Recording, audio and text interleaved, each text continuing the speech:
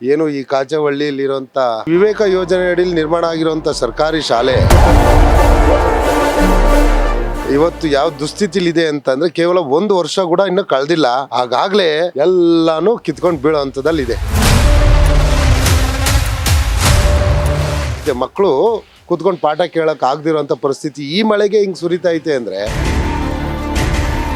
ಕಾಚವಳ್ಳಿ ಗ್ರಾಮ ಪಂಚಾಯತಿ ಸೆಕ್ರೆಟರಿ ಅವರಿಗೆ ದೂರು ಕೊಟ್ರೆ ಅವ್ರೇನ್ ಹೇಳ್ತಾರೆ ಅಂದ್ರೆ ನಮಗ್ ಗೊತ್ತಿಲ್ಲ ಅಂತಾರೆ. ಈ ಇಂಜಿನಿಯರ್ಗೆ ಕಾಲ್ ಮಾಡಿ ಕೇಳಿದಾಗ ಅವ್ರೇನ್ ಹೇಳ್ತಾರೆ ಅಂದ್ರೆ ಸರ್ ನಾವೇನು ಮಾಡಕ್ ಆಗಲ್ಲ ಸರ್ ಹಾಗೆ ಅಂತಾರೆ.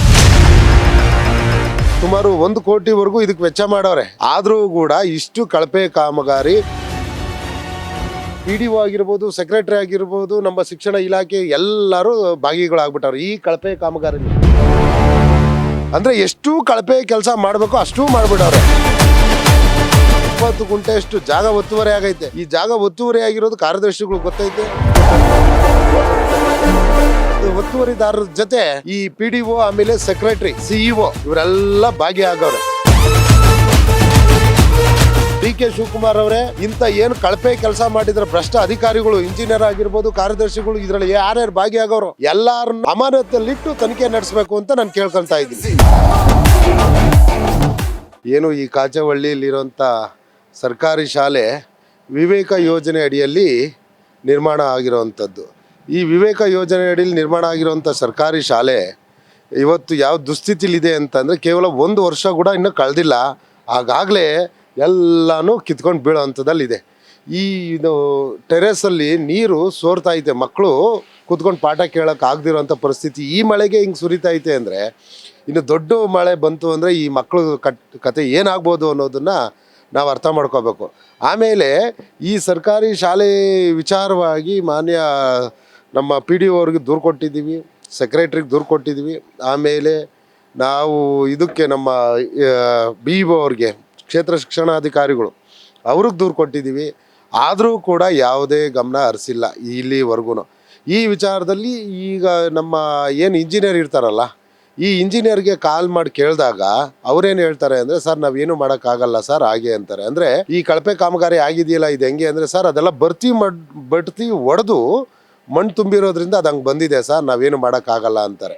ಅಂದರೆ ಈಗ ಏನೇ ಮಾಡಿದ್ರು ಸರಿ ಅಂತಾರೆ. ಈಗ ಒಂದು ಶಾಲೆ ಇದಕ್ಕೆ 60 ಲಕ್ಷ, 3 ಕೊಠಡಿ 4 ಕೊಠಡಿ ಇರೋದಕ್ಕೆ 60 ಲಕ್ಷ ಮಾಡವ್ರೆ, ಇನ್ನೊಂದಕ್ಕೆ 30 ಲಕ್ಷ ಬಿಲ್ ಮಾಡ್ಕೊಂಡವ್ರು ಒಂದು ಕೊಠಡಿ ಇರೋದಕ್ಕೆ. ಅಂದರೆ ಸುಮಾರು 1 ಕೋಟಿವರೆಗೂ ಇದಕ್ಕೆ ವೆಚ್ಚ ಮಾಡವ್ರೆ ಹೆಚ್ಚು ಕಮ್ಮಿ. ಆದರೂ ಕೂಡ ಇಷ್ಟು ಕಳಪೆ ಕಾಮಗಾರಿ ಇದನ್ನು ನೋಡ್ಬೋದು ನೀವು, ಫುಲ್ಲು ಯಾವುದೂ ಡೆವಲಪ್ಮೆಂಟ್ ಆಗಿಲ್ಲ.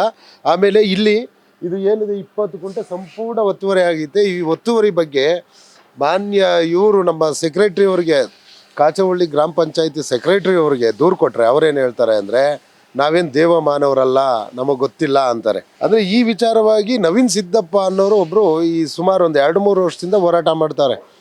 ಅವ್ರು ಏನಾದ್ರು ಈ ಪಂಚಾಯತಿ ವ್ಯಾಪ್ತಿಗೆ ಬಂತು ಅಂದರೆ ಇಲ್ಲಿ ಅವ್ರ ಮೇಲೆ ಸುಖ ಸುಮ್ಮನೆ FIR ಮಾಡಿಸ್ತಾವ್ರೆ. ಈಗ ನೋಡ್ತಾ ಇರೋಂಥದ್ದು ಕರ್ನಾಟಕ ಪಬ್ಲಿಕ್ ಶಾಲೆ ಚಿಕ್ಕೋಲ್ರಟ್ಟಿ.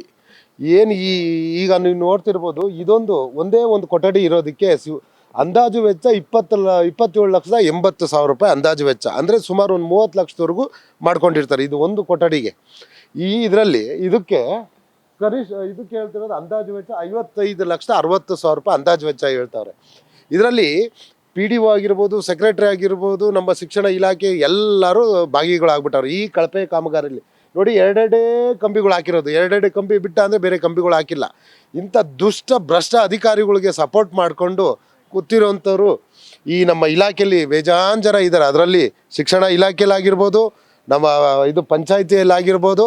ಆಮೇಲೆ ಈ ಇಂಜಿನಿಯರ್ ಎಷ್ಟು ಯಾವ ರೀತಿ BE ಸಿವಿಲ್ ಮಾಡಿದ್ದಾನೋ ಗೊತ್ತಿಲ್ಲ. ಆತ ಹೇಳ್ತಾನೆ ಇದೆಲ್ಲ ಭರ್ತಿ ಹೊಡೆದಿರೋದು ಮಣ್ಣು, ಹಂಗಾಗಿ ಇದನ್ನು ನಾವೇನು ಮಾಡೋಕ್ಕಾಗಲ್ಲ ಸರ್, ಇದು ಹಿಂಗೆ ಬರೋದು, ಇದು ಕ್ರ್ಯಾಕ್ ಬಿಟ್ಟೇ ಬಿಡುತ್ತೆ ಸರ್ ಅಂತಾನೆ.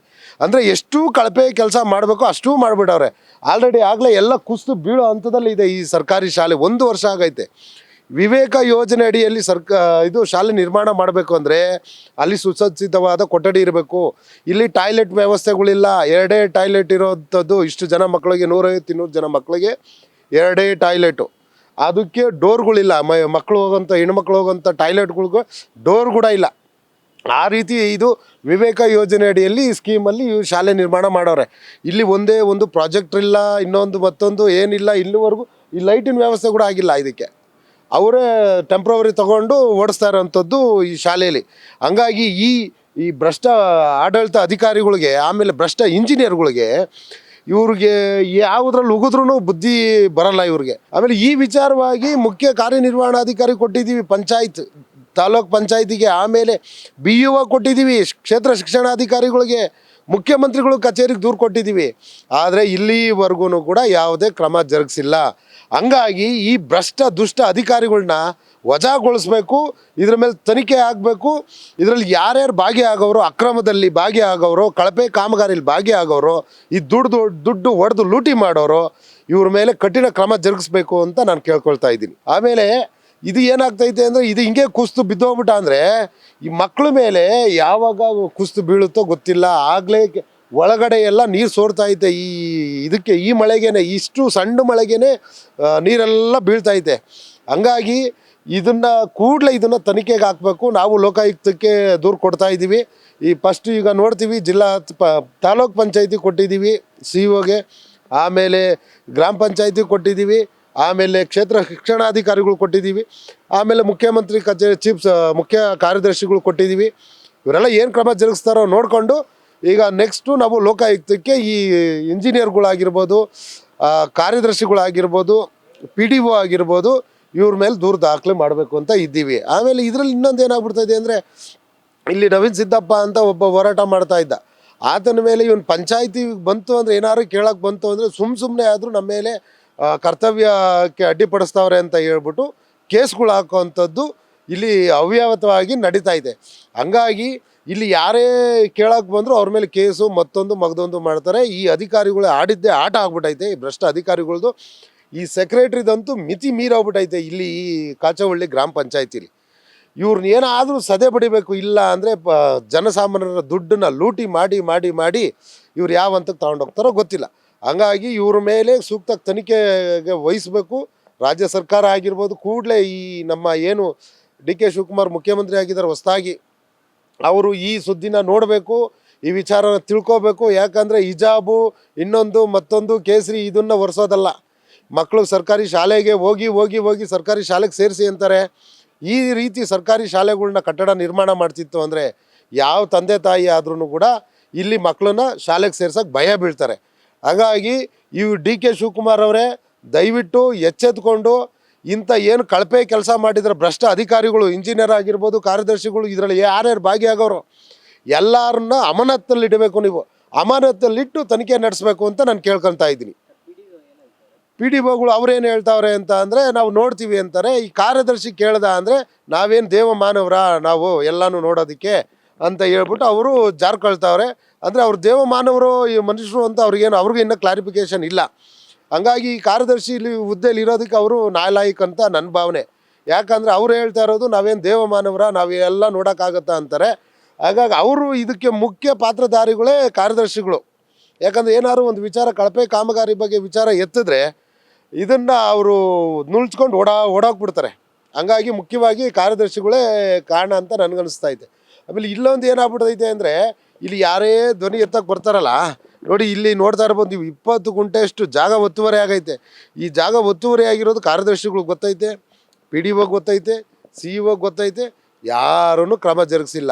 ಇನ್ನೂವರೆಗೂ ಇವ್ರು ಏನು ಒತ್ತುವರಿದಾರರ ಜೊತೆ ಈ PDO, ಆಮೇಲೆ ಸೆಕ್ರೆಟ್ರಿ, CEO ಇವರೆಲ್ಲ ಭಾಗಿಯಾಗವ್ರೆ.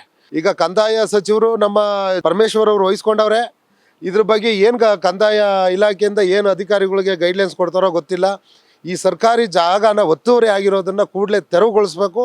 ಆಮೇಲೆ ಈ ಕಟ್ಟಡಕ್ಕೆ ಕಳಪೆ ಕಾಮಗಾರಿ ಏನು ಮಾಡವ್ರೆ ಅಧಿಕಾರಿಗಳು, ಇಂಜಿನಿಯರ್ಗಳು, ಆಮೇಲೆ ಶಿಕ್ಷಣ ಇಲಾಖೆ ಅಧಿಕಾರಿಗಳು ಯಾರ್ಯಾರು ಭಾಗಿಯಾಗವ್ರೋ ಅವ್ರ ಮೇಲೆಲ್ಲ ಕಂಪ್ಲೀಟ್ ತನಿಖೆ, ಅಮಾನತಿನಲ್ಲಿಟ್ಟು ತನಿಖೆ ನಡೆಸ್ಬೇಕು ಇದ್ರ ಬಗ್ಗೆ.